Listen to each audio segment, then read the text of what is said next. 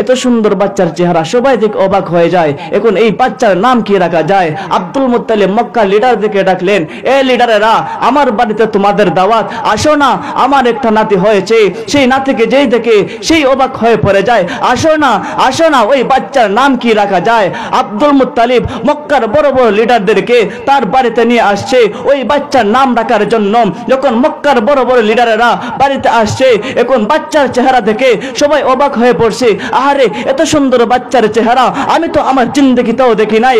আরে এই বাচ্চার নাম কি রাখা যায়? তারা চোখ বন্ধ করে দেখে পৃথিবীর মধ্যে এত সুন্দর মানুষের চেহারা তারা কখনো দেখে নাই। এখন আব্দুল মুত্তালিব বলতেছে এই বাচ্চার নাম কি রাখা যায়? তখন মক্কার লিডাররা বলতেছে আমাদের মক্কার মধ্যে তিনটা মূর্তি আছে, একটা নাম হলো লাত, মানাত, উজ্জাত। তিনটা নাম হলো লাত, মানাত, উজ্জাত। ওই মূর্তি হইলো আমাদের মক্কার সবচেয়ে সুন্দর। আব্দুল মুত্তালিব অত সুন্দর বাচ্চার চেহারা দেখে আমরা তো অবাক হয়ে পড়লাম। এখন এই বাচ্চার নাম কি রাখা যায়? মক্কার লিডাররা বলতেছে ওই বাচ্চার নাম লাত, মানাত, উজ্জাত রেখে দাও। আল্লাহ রাব্বুল আলামিন জিব্রাইলকে বলতেছেন, জিব্রাইল এখনো কি তুমি ঘুমো? যাও না, মক্কায় যাও, আব্দুল মুত্তালিবের মাথার মধ্যে ওই নামটা প্রবেশ করে দিয়ে এসো। ওই নাম হচ্ছে আহমদ। আহমদ অত প্রশংসা, যেই মানুষ ওই বাচ্চাকে দেখে সবাই প্রশংসা করে, যাও ওই বাচ্চার নামটা তুমি আহমদ রেখে দাও। আল্লাহ রাব্বুল আলামিন জিব্রাইলকে পাঠিয়ে দিয়েছেন।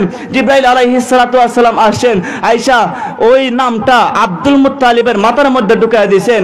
আব্দুল মুত্তালিব মক্কার লিডারদেরকে ডাক দিয়ে বলতেছে, এ মক্কার লিডারেরা, ওই লাত, মাত, উজ্জাত ওই বাচ্চার নাম রাখা যাবে না।